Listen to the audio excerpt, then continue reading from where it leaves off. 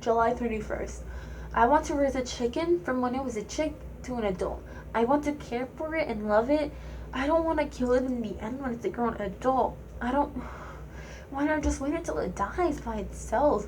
I don't want to figure out my baby Joey was murdered by the hands of my mother or his stupid fiance and cooked for dinner because his Joey was like my child. Who lets their child die?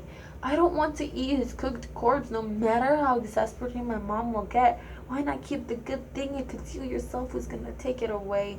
Keeping a chicken is kind of like a friendship in a way. Why not hold on to it and cherish it, keeping on to the good things until it dies away on its own over time instead of killing it off when you think it's convenient or appropriate?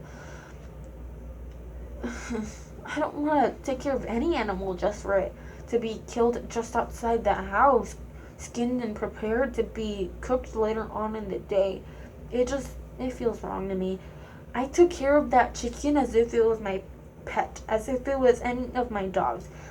I refilled the food and water bowl when I notice it's low. I try to give it attention and love, even though Joey keeps running away because he's scared. But of course, he will be scared. Taking care of a chicken is also like dealing with your own head. You have to refill the food and water bowl, but instead of food, it's happiness and happy things. And instead of water, it's a fair amount of self-confidence and self-esteem. You have to make sure that the food and water bowl is at a steady pace, always staying full.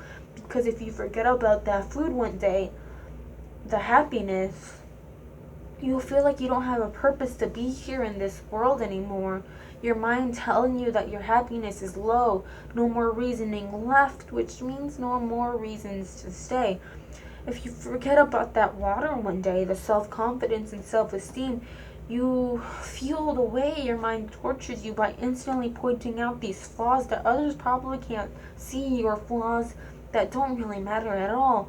Your mind will say, look, you have some gut, no one will like you anymore.